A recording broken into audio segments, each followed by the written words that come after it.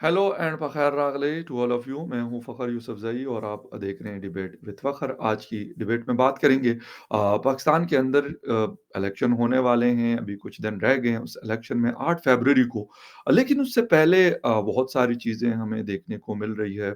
गिलगित-बल्तिस्तान में प्रोटेस्ट के हवाले से खबरें हैं, बल्कि एक बहुत बड़ा धरना है जो तकरीबन महीने से ज़्यादा हो गया कि वो जारी है। साथ में सिक्योरिटी सिचुएशन भी कुछ ज़्यादा अच्छी नहीं, और पॉलिटिक्स की में जब हम बात करते हैं, तो लोग कहते हैं कि ये एक ऐसा इलेक्शन है जिसमें सबको पता है कि क्या होना है। ऐसा क्यों है? इसकी वजूहात क्या है? बाकी दुनिया में भी ऐसा होता है। हम एक बहुत ही वीक डेमोक्रेसी है, लेकिन हम इसको शायद वीक भी नहीं रहने दे रहे हैं। करना क्या चाहते हैं, इस हवाले से हमारी बात होगी, और बात करने के लिए हमें जॉइन कर रहे हैं political analyst from Sweden, professor doctor Ishtiaq Ahmed साहब। डॉक्टर साहब, thank you very much for joining my show. बहुत-बहुत शुक्रिया इनवाइट करने का फ़खर यूसुफ़ज़ई साहब। डॉक्टर साहब, थोड़ा-सा, क्योंकि आप देखते रहे हैं, पाकिस्तान में आप रहे भी हैं, एजुकेशन और सारा कुछ। इस वक़्त की जो सिचुएशन है सर, कि जो अभी 2024 में जो इलेक्शन होने जा रहा है, जो चीज़ें हमें देखने को मिल रही हैं, पहले भी यही सिस्टम था? ये मीडिया ना होने की वजह से खबरें इस तरह नहीं आती थी, सोशल मीडिया नहीं था, या अब कुछ नया होने जा रहा है? एक तो मीडिया नहीं था तो एकदम खबरें नहीं थी बाहर आती, ये तो बात दुरुस्त है। सर। अब तो दुनिया ही बदल गई है ना, जो भी एक होता है किसी न किसी तरीके से वो मीडिया पे आ जाती है खबर, तो ये बहुत बड़ा चेंज है, ठीक है? मैंने पाकिस्तान का वाहिद शायद, हो सकता है उसके बाद भी हो, पहले तो हुआ ही नहीं, जी। फ्री और फेयर इलेक्शन होते देखा है, वो है 1970 का। उसमें ज़ीरो मैनिपुलेशन थी, बिल्कुल फ्री इलेक्शन था। ऐसे लोग जो अपना एजेंट नहीं थे रख सकते पोलिंग बूथ पे, जी। लेकिन वो पीपल्स पार्टी का टिकट पंजाब में उनके पास था, वो जीत गए और बड़े-बड़े जो यहाँ पे थे उन इलाकों के हेवी वेट्स वो हार गए। तो 1970 का इलेक्शन फ्री एंड फेयर था, लेकिन उसकी वजह से पाकिस्तान टूट भी गया।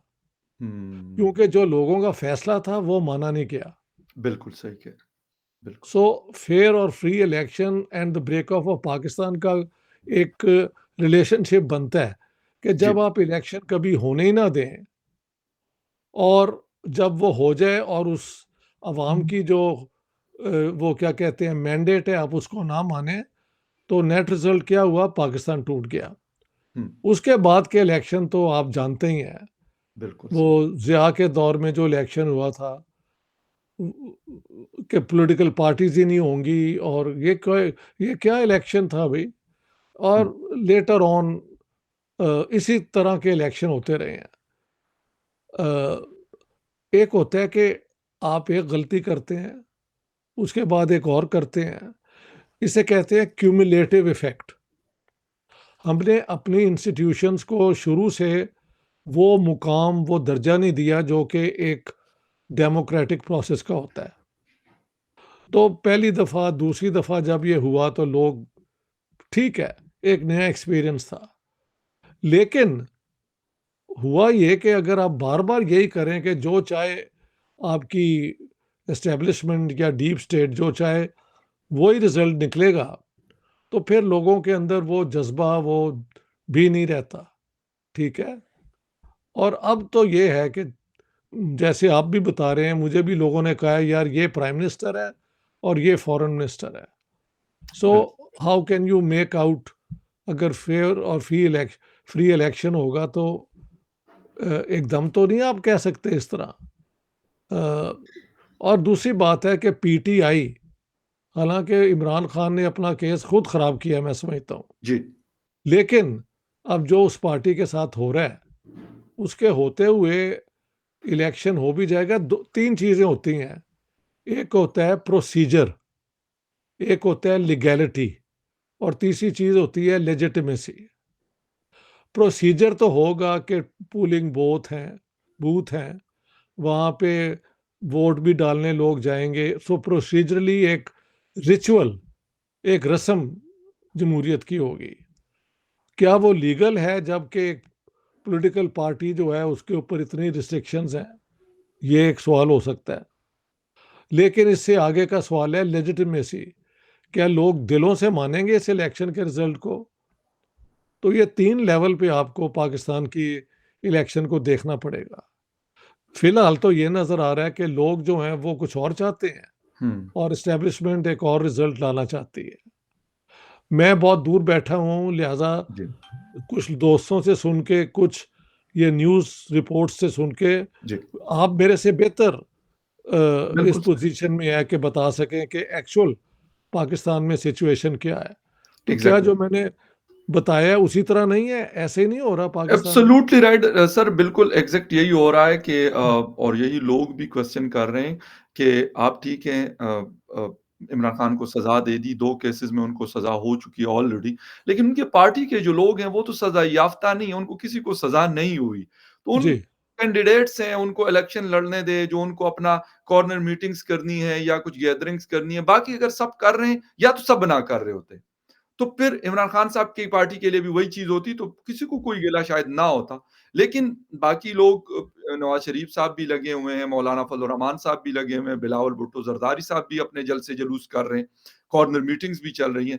लेकिन अगर नहीं हो रही तो सिर्फ़ पीटीआई एक वाहिद पार्टी है शायद इस वक़्त पाकिस्तान की, जिनके कैंडिडेट्स को शायद मैं ये कहूँगा कि कहीं पे भी कोई ख़ास फ्री हैंड नहीं है कि वो अपने मतलब फ्री हैंड का मतलब है कि वो अपने जो एक्टिविटीज़ होती हैं, इलेक्शन से पहले होती हैं एशिया में जी, जी, बिल्कुल। और बांग्लादेश में। उसपे बड़ी रिस्ट्रिक्शंस हैं उन पे। हाँ जी, एब्सोल्यूटली राइट। सप्रेशन है। ठीक बिल्कुल है, सर, बिल्कुल सर। ठीक। अच्छा सर, आपने मतलब पाकिस्तान से बांग्लादेश को बनते देखा, लेकिन इस वक़्त जो सिचुएशन है, क्या हम दोबारा से उस तरह का कोई तजुर्बा करने जा रहे हैं या करना चाहते हैं? उससे कुछ सीखा नहीं हमने 1971 से? नज़र तो नहीं आता सीख के हमने सीखा है। जी, शायद हमारी जो ये डीप स्टेट है उसको ये यकीन है कि ये वो ईस्ट पाकिस्तान नहीं है, बहुत दूर, जिसके बॉर्डर वेस्ट पाकिस्तान से बहुत दूर है। यहाँ जो भी करेगा कुछ हम उसको अपना क्रश कर देंगे, ये इनको कॉन्फिडेंस हो सकता है। ओके। और बात यह है कि बलूचिस्तान में तो एक इंसर्जेंसी आपके सामने है ही है बड़े जी, सालों से। बिल्कुल, बिल्कुल। बलोचों की ट्रेजेडी ये है कि एक तो उनकी पॉपुलेशन बहुत कम है जी, और बहुत दूर तक स्प्रेड है।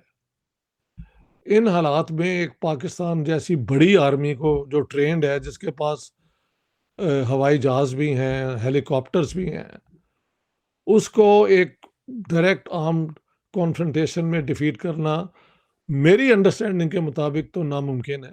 ओके। लेकिन अगर उनको कोई फॉरेन सपोर्ट आ जाए, मसलन अमेरिकन्स की या कहीं और बड़ी कोई सुपर पावर, इंडिया तो कर नहीं सकता जी, बिल्कुल। क्योंकि इंडिया का बॉर्डर बलूचिस्तान के साथ मिलता नहीं और उसकी वो बिल्कुल, कैपेसिटी भी नहीं है जो कि सिर्फ अमेरिका की है। जी, लेकिन अमेरिका पाकिस्तान को क्यों तोड़ेगा? वो जो चाहते हैं पाकिस्तान से करवा तो लेते हैं, बिल्कुल, तो क्यों तोड़ेंगे वो? अब चाइना क्या पाकिस्तान में देखता है कि बलोच जो हैं उनको अलग करके उसको फ़ायदा है या नहीं? ये भी चाइना की पॉलिसीज़ नहीं है वैसे, ये मानना पड़ेगा।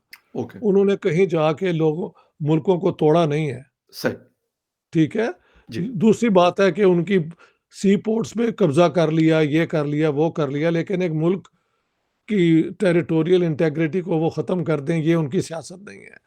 तो अब अच्छा, एक और फैक्टर जो आ गया है वो हाँ, ये टीटीपी का फैक्टर बहुत बड़ा है।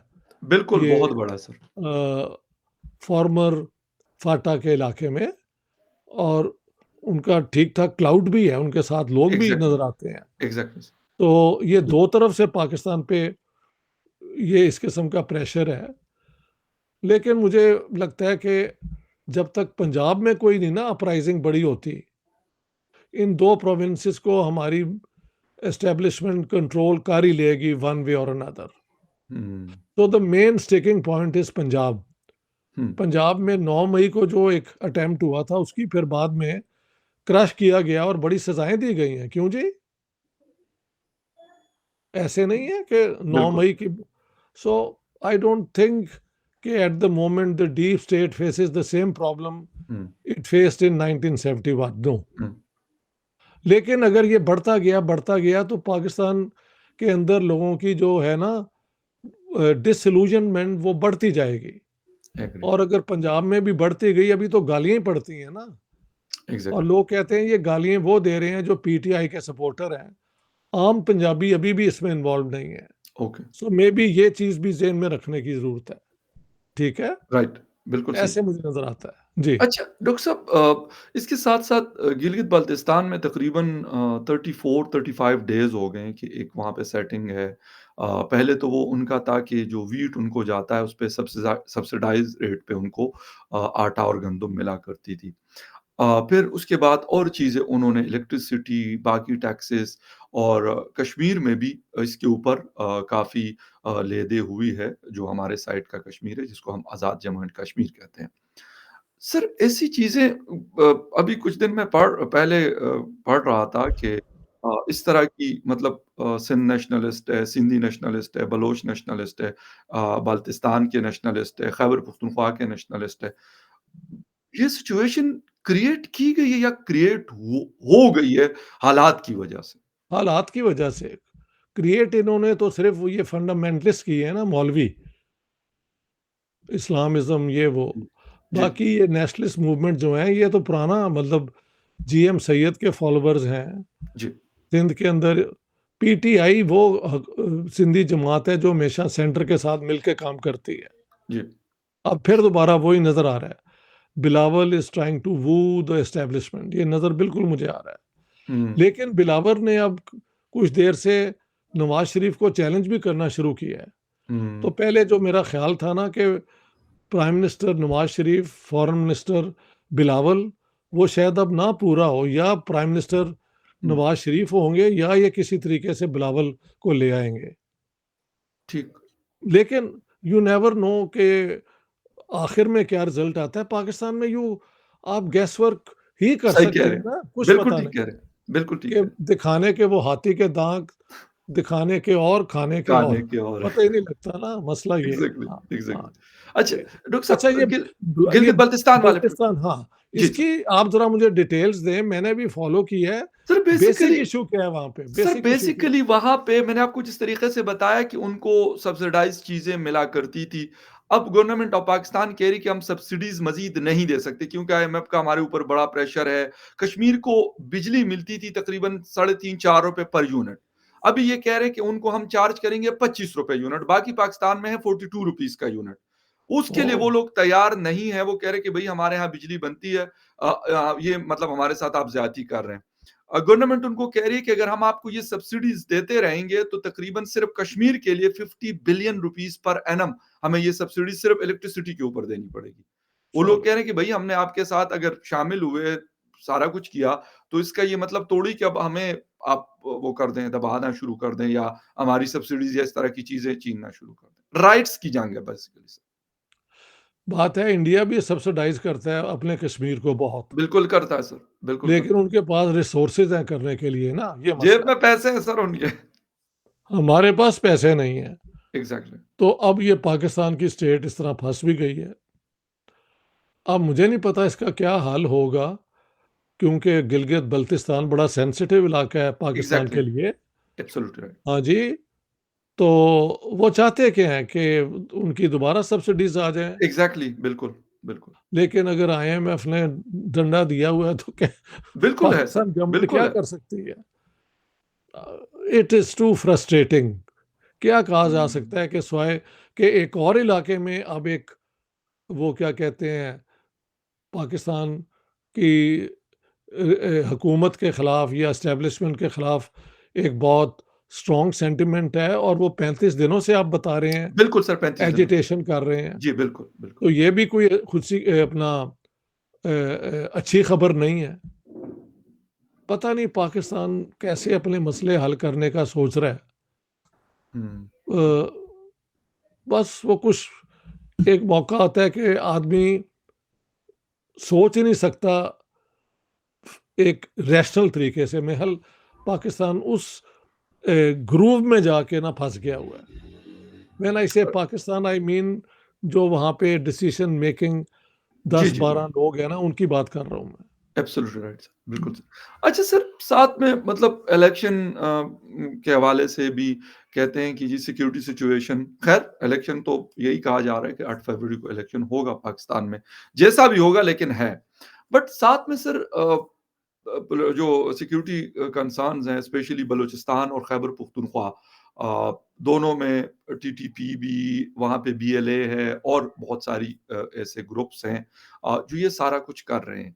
लेकिन इस वक़्त स्टेट ऑफ पाकिस्तान आपको लगता नहीं कि एक बड़ी मुश्किल सिचुएशन में फँसा हुआ है? उसमें शायद हमारी माज़ी के गलत फ़ैसले भी शामिल हैं, जिसकी वज़ह से हम इस लेवल पे पहुँचे? माज़ी की गलतियाँ जो हैं वो आज के दौर में हमारे गले में पड़ गई हैं ना। जी, इसी तो मैंने कहा, this is the cumulative effect of a whole range of false और रॉन्ग फ्लॉड प्रायोरिटीज़। हमने अपनी प्रायोरिटीज़ ही गलत बनाई हैं।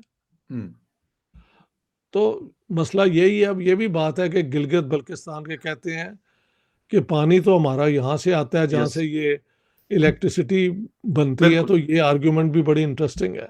जी, इसके दूसरी तरफ देखें, बलूचिस्तान से सुई गैस निकलता था, बिल्कुल, वो लाहौर, कराची, मुल्तान आ गया, मगर बलोचों को उसका कुछ नहीं मिला। तो पाकिस्तान की ये पॉलिसीज़ बस कोई दूर अंदेशी के साथ नहीं सोची गई। हुँ, अब इनका सारों का मिल के ना एग्रीगेट जो होता है वो सारा पाकिस्तान के गले पड़ गया है।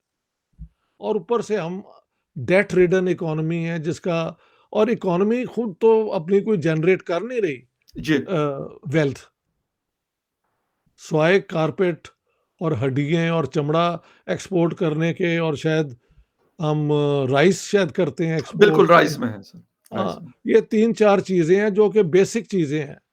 कोई सोफिस्टिकेटेड मटेरियल तो हम प्रोड्यूस ही नहीं करते। हुँ, इंडिया तो अब बहुत कुछ कर रहा है ना। एग्ज़ैक्टली, बिल्कुल हम कर रहे हैं। आर्मामेंटल बत्ता करते हैं, मार्केट में थोड़ी-सी हमारी चीज़ें बिक जाती हैं। जी, तो वो हमारा हमेशा आर्मामेंट में कॉम्पिटेंस, हम अपनी कोशिश करते हैं कि कहीं न कहीं अगर इंडिया का मुकाबला ना किया जाए तो उससे बहुत पीछे ना रहें। हुँ, तो लाइट वेपन्स सुना है पाकिस्तान के दुनिया में बिकते हैं। जी। कोई एक जहाज़ भी है जिसकी कोई जेफ-17 थंडर है सर। तो फिर इस किस्म की चीज़ें हैं, लेकिन ये कोई मेन इकोनॉमी तो नहीं ना हो सकती। एब्सोल्यूटली राइट सर, बिल्कुल सर, ये तो बिल्कुल सर। माइनर चीज़ें हैं, इनसे दुनिया में आपका जो है वो प्लस एंड माइनस इकोनॉमी का तो नहीं ना बनता। तो अब क्या एग्ज़ैक्टली। कहा जाए, मैं तो कहता हूँ पाकिस्तान गवर्नमेंट को कि टर्न इनवर्ड्स, देखें आपने क्या-क्या गलतियाँ की हैं, ये इस्लामिज़्म को लाके जी, हिंदुस्तान को तोड़ने के लिए जिन्ना साहब का ये हथियार कामयाब हुआ। हुँ, पाकिस्तान को एक नेशन बनाने के लिए इस्लामिज़्म फेल्ड, क्योंकि यहाँ पे बलोच थे, बंगाली थे, पंजाबी थे, यूपी के उर्दू स्पीकिंग थे, जी, सिंधी थे, पख्तून थे, बल्तिस्तानी थे, हुँ, सारा कुछ थे। इस हकीकत तो हमने कभी माना ही नहीं है। बिल्कुल, और फिर हम शिया भी थे, हम सुन्नी भी थे, हम ये भी थे, हम वो भी थे। वो भी इन्होंने कभी नहीं एक्सेप्ट किया। यस, ये उम्मा-उम्मा करते रहे हैं, और दुनिया के अंदर इस उम्मा की बुनियाद पे हमें कोई इज़्ज़त भी नहीं कहीं मिली। यस, तो ये सारी डिल्यूज़नल पॉलिटिक्स ही हुई है ना। एग्ज़ैक्टली, बिल्कुल। But who will now explain to them this will not work. Hmm, हाँ, एग्ज़ैक्टली। अच्छा सर, आपने बात की इस्लामिज़्म की, अभी आज ही एक बड़ा अनफॉर्च्यूनेट इंसिडेंट हुआ पंजाब में। टीएलपी के लोग एक अहमदिया के लिए कब्र उनकी बनाई जा रही थी और उसको बंद किया गया कि यहाँ पे इनकी तदफ़ीन नहीं होने देंगे। मतलब एक अजीब किस्म की, जब हम मुस्लिम उम्मा की सर बात करते हैं तो दूसरी तरफ सऊदी अरेबिया अपनी सोसाइटी को खोल रहा है। अबू धाबी में 14 फरवरी को एक बहुत बड़ा मंदिर है जिसकी इनॉग्रेशन होनी है। मतलब वहाँ पे कुछ और चल रहा है और यहाँ पे हम हमारे पास जो थोड़ा बहुत कुछ था उसको भी हम हाथों से गँवा रहे हैं। अब इसका क्या कहा जाए कि हम, मैंने तो कहा है, ये स्टेट जब बनी थी तो इसके पास ना कोई विज़न थी, ना इसका लोगों के अंदर वो जो है ना अवामी हुँ, कल्चर्स में कोई पोज़ीशन थी। इन्होंने 2 चीज़ों की बुनियाद पे पार्टीशन पे ज़ोर दिया कि उर्दू मुसलमानों की ज़ुबान है जी। और इस्लाम और मुसलमान जो हैं वो तबाह हो जाएँगे, यूनाइटेड इंडिया में। इंडिया में उतने ही मुसलमान हैं जितने पाकिस्तान में हैं। बिल्कुल है सर, बिल्कुल हाँ है। जी। और उर्दू हमने इम्पोज़ अलबत्ता पाकिस्तान में कर दी है। मैं ये भी मानता हूँ कि अगर कोई ज़ुबान चारों प्रोविंसेस में समझी जाती है, ज़्यादा कम जितनी भी है, तो वो जी, जी। उर्दू है। बिल्कुल, बिल्कुल लेकिन सही। यहाँ पे लोग पंजाबी भी बोलते हैं, पश्तो भी बोलते हैं। बलोची, तो बरावी, सिंधी। हाँ, वो भी तो हकीकत है ना। उनको यस सर, इन्हें बिल्कुल। सिर्फ़ बोलने की ज़ुबान बना दिया है। लिटरेरी ज़ुबान वो यानी नहीं बन सकी। शायद सिंधियों में होगी ये कैपेसिटी, पख्तूनों का मुझे पता नहीं, लेकिन जी, पंजाब में तो कुछ है ही नहीं। बेचारे मेरे चंद दोस्त हैं जो पंजाबी नेशनलिज़्म ये वो करते रहते हैं। लेकिन वो एक यानी एक वो क्या कहते हैं सेंटिमेंटल किस्म की चीज़ है, डेप्थ हुँ। कोई नहीं है। तो ये रूटलेस किस्म की इन्होंने सोसाइटी बना दी है ना। और अरब तो फिर अरब हैं, उन्होंने देखा यार अब और ये जो तेल वाली इनकम है ये तो जाती रहेगी, एब्सोल्यूटली अब राइट सर। कुछ और करो वरना हम गए। यानी अबू धाबी में तो आपको पता है या पता नहीं दुबई में शायद तेल है ही नहीं, वो तो सिर्फ़ नहीं है सर, बिल्कुल। हाँ, अपनी वो सर्विसेज़ की बुनियाद पे इतने आगे निकल गए हैं। एग्री बिल्कुल। तो वो सऊदी अरेबिया के पास तो अभी चांस है ना, अगले 20-25 साल तक तो ऑयल है, तब तक यस, वो अपने आप को ट्रांसफ़ॉर्म करना चाहते हैं एक और बिल्कुल, किस्म की इकोनॉमी में। तो वो तो एग्री। अकल से काम ले रहे हैं ना। बेशक, हमारे बिल्कुल यहाँ सर। अकल का काम ही कोई नहीं है। हम तो अकल एग्री। दुश्मन लोग हैं, अकल दुश्मन लोग हैं। बिल्कुल आप सर हमारे और आप हमारे उलमा के वो मसले-मसाइल सुन लिया करें, वो हर शाम को क्या बातें कर रहे होते हैं। एग्री सर, बिल्कुल ठीक, बिल्कुल सही। आपको पता लग और जाएगा। इसी की वजह से बिल्कुल हुँ, आपकी बात दुरुस्त है सर, इसी की वजह से हम इस लेवल पे पहुँचे और पहुँच रहे हैं। एक आजकल एक छोटा-सा क्लिप है अनवर मकसूद साहब का, मैं आपके साथ भी शेयर करूँगा। तो उसमें वो कहते हैं कि जिस दिन हमने ये मान लिया कि हम एक छोटा मुल्क है, हम दुनिया का सुपर पावर नहीं है, हमारा मुकाबला इंडिया से नहीं है, ना हमने करना है, किसी भी चीज़ में। तो कहते उस दिन से हम तरक्की करना शुरू कर देंगे। क्योंकि हम इस चीज़ से निकल जाएँगे, हम कहेंगे अपना काम करेंगे भाई एक ठीक है बात वो मैं कहना चाहता हूँ, सर ये सारी बातें इन लोगों ने तब करनी शुरू की हैं जब मेरी गैरिसन स्टेट किताब आके इन्होंने पढ़ ली है। बिल्कुल सर। ये पहले नहीं थे बोलते इनमें से एग्री कोई सर, भी से। बिल्कुल सर, ठीक कह रहे हैं, बिल्कुल So सही कह रहे my हैं। basic research has opened, given them a chance to open their exactly, mouths. Exactly, ये जो एग्ज़ैक्टली, वो कह बिल्कुल। रहे हैं, मैंने 2013 में किताब लिख के ये सारा शो कर दिया था। एब्सोल्यूटली राइट, बिल्कुल पहला सर 2 पहले 2 चैप्टर पढ़ लें और अनवर मकसूद साहब की सारी शायरी जो है, वो उसके अंदर पहले से ही है। अभी बिल्कुल मैं और देख रहा था रज़ा रुबानी साहब का बयान कि Pakistan is a garrison state और मैं क्या हाँ, हाँ, रज़ा हाँ, रुबानी बिल्कुल। साहब कह देते कि ये इश्तियाक प्रोफ़ेसर इश्तियाक ने ये किताब लिखी है, ये मानता कोई नहीं है लेकिन सारी मेरी जो बातें कर वही रहे हैं जो आपने लिखी है, बिल्कुल इसमें कोई डाउट नहीं है। कंसेप्चुअल जो मैंने और थ्योरेटिकल फ्रेमवर्क बनाया है, वो सबको बेशक, समझ आ गया है। एब्सोल्यूटली राइट सर और बिल्कुल सही है। Pakistan is a garrison state और गैरिसन जो है वो अ, 2 किस्म की चीज़ें होती हैं। एक कि वो अपने आप में एक कंप्लीट कम्युनिटी होती है। एक गैरिसन टाउन फ्रंटियर के फ्रंट पे होते हैं, ताकि पहले जो हमला होगा उसे रोकेंगे। बिल्कुल ठीक है सर, और बिल्कुल सर। वहाँ से हमला करने के लिए पाकिस्तान गैरिसन स्टेट इंडिया की दुश्मनी में और साथ-साथ ग़ज़वा हिंद में यार मुझे समझ नहीं आती। एग्री, एक तरफ आप डिफेंसिव हैं, एक तरफ आप ऑफेंसिव हैं। डन कैपेसिटी आपकी ज़ीरो है। एग्री। अब ये जो हुआ है गाज़ा में ये वो, मैं नहीं कह रहा कि पा लेकिन ठंडे बैठे हुए हैं ना सारे न्यूक्लियर वेपन हमारे बिल्कुल सर, वो ज़ीरो तो हो गए, ख़ैर ज़ीरो उसकी हो तो गए। हाँ, सर वो तो किसे ब्लैकमेल आप कर सके हैं? किया है किसी किसी को? को भी नहीं, किसी को भी नहीं, हाँ, तो किसी को भी नहीं। पाकिस्तान इंडिया के इस कॉन्फ्लिक्ट में भी ये न्यूक्लियर वेपन हमारे क्या काम आएँगे?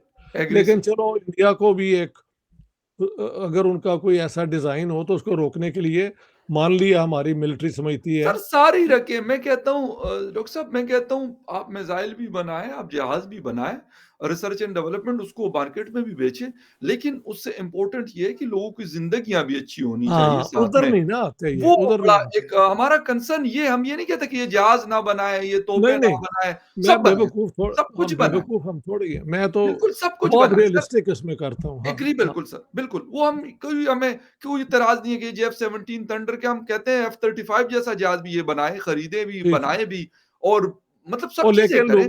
लोगों को भूखा तो ना मारें, एग्री उनको सर, चांस वो भी दें बड़ा आगे बढ़ने का। बेसिक जो उनके बेसिक जो चीज़ें होती हैं, जो हर इंसान की ज़रूरत है, वो दिया करें। अच्छे से रखें लोगों को, बाकी सर बनाएँ। हम तो कहते हैं आप हम देखें तो लोग कहें कि यार ये मेड इन पाकिस्तान ये जहाज़ है, क्या जहाज़ हुँ, बना है? हमें तो खुशी बिल्कुल, होगी इस चीज़ की, हमें कोई बुरा बेशक, थोड़ी लगेगा कि ये क्यों बना है। तो खैर एनीवे बेशक। डॉक्टर साहब थैंक यू वेरी मच। आपके टाइम का बहुत शुक्रिया कि आपने शो जॉइन किया। बहुत एनिवेज़ मेहरबानी, थैंक यू वेरी बहुत-बहुत मच। शुक्रिया। Thank thank you you, very much for thank you. Watching viewers, मिलते हैं किसी और डिबेट में, तब तक के लिए take care and bye. Thank you sir.